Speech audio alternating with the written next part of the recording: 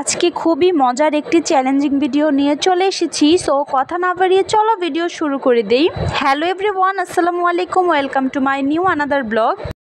আজকে হঠাৎ করে প্ল্যান করে চলে গেলাম ফুচকা চ্যালেঞ্জ করার জন্য আমাদের নদীর পাড়। আমরা ছিলাম 5 জন প্রতিযোগী, আমি, ভাবি, আমার মামাতো ভাইয়ের কাজিন আর আমার দুলা ভাই।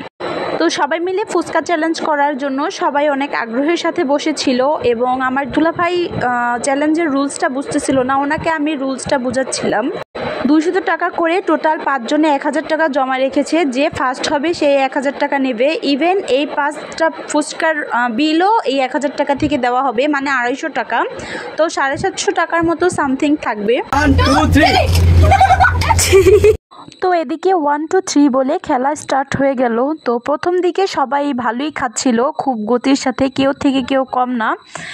আর মানে আমি তো একটার পর একটা মুখে দিতেছিলাম, থামাথামির কোনো নামই নেই। একসাথে 2টা 3টা অবধি আমি মুখে নিয়েছি, মানে আমার পুরো বিশ্বাস ছিল আমি জিতবো এবং খেলার শুরুতে সবাই বলছে আমি জিতবো। আমিও ভাবছিলাম আমি জিতবো, কিন্তু ভাবি এটা কী করলো, হঠাৎ করেই সে দাঁড়িয়ে বলল আমি জিতছি।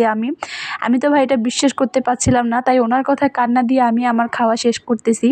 তো প্লেটের দিকে তাকিয়ে তো আমি অবাক, আসলেই জিতে গেল না কি, কীভাবে কি।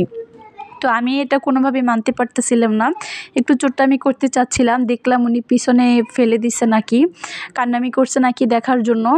তো আমি ভাই অবাক হয়ে গেলাম, আল্লাহ কীভাবে, মানে 1 মিনিটও না, আমি কিন্তু ভিডিও একদমই ফাস্ট মোশন দিইনি, একদম রিয়েল ভিডিও এটা। দেখো মানে উনি, এই তোমরা একটু জুম করে দেখো তো ভাবি কি কোনো চিটিং করছে নাকি খেলাতে। তো যাই হোক, যেটা সত্যটা তো মানতে হবেই, একটু কষ্ট হলেও মানতে হবে। খেলাটা আসলেই অনেক বেশি মজার ছিল। এরকম ভিডিও তোমরা চাইলে অবশ্যই কমেন্ট সেকশনে জানাতে পারো। আমি তো ভাবছি আবার খেলবো রামেন চ্যালেঞ্জ বা এই টাইপের কিছু। তো তোমরা কি বলো?